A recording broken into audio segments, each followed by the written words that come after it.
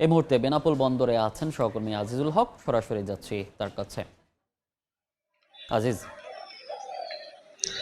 গত মঙ্গলবার ভারতের কলকাতা শহরের একটি আবাসিক হোটেলে অগ্নিকাণ্ডের ঘটনায় ৯ পর্যটকের মর্মান্তিক মৃত্যুর ঘটনা ঘটে এবং এই ৯ পর্যটকের মধ্যে ৭ জন ছিলেন বাংলাদেশি পাসপোর্টধারী, যারা মেডিকেল ভিসার চিকিৎসা সেবার জন্য ভারতে গিয়েছিলেন। অন্যান্য যে ২ জন তারা কিন্তু ভারতীয় নাগরিক।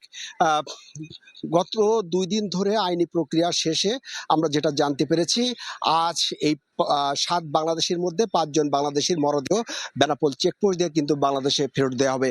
যে ৫ জন মরদেহ বেনাপোল চেকপোস্ট দিয়ে বাংলাদেশে ফেরত দেওয়া হবে, ৫ জনের মধ্যে কিন্তু ৪ জনের বাড়ি কুষ্টিয়া জেলাতে এবং একজনা কিন্তু ঢাকা জেলার বাসিন্দা বলে আমরা জানতে পেরেছি।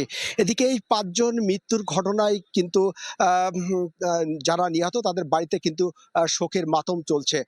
প্রাথমিকভাবে এই অগ্নিকাণ্ডের ঘটনায় শর্ট সার্কিট থেকে হয়েছে এমন দাবি করা হলেও কিন্তু নিহতের পরিবার এবং কলকাতার স্থানীয় বাসিন্দা তারা বলছেন, কলকাতা যে আবাসিক হোটেলটিতে অর্থাৎ শিকা ইন হোটেলটিতে সেটি একটি ৫ তলা একটা বাড়িতে কিন্তু ৩য় তলায় ফ্ল্যাট ভাড়া নিয়ে কিন্তু হোটেল পরিচালনা করা হতো এবং এই হোটেলের কিন্তু এই হোটেলটিতে কিন্তু যে নিরাপত্তা ব্যবস্থা অর্থাৎ অগ্নি নির্বাপন সহ যে নিরাপত্তা ব্যবস্থা থাকার দরকার, সেই নিরাপত্তা ব্যবস্থা কিন্তু ছিল না।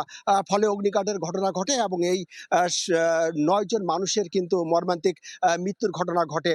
আমরা কথা বলেছি নিহতের পরিবারের কয়েকজনের সাথে। তারা আমাদেরকে জানিয়েছেন যে এই ৭ জন বাংলাদেশি নিহতের ঘটনায় কিন্তু তাদের পরিবারের শোকের ছায়া নেমেছে এবং তারা বিভিন্নভাবে ক্ষতিগ্রস্ত হয়েছেন।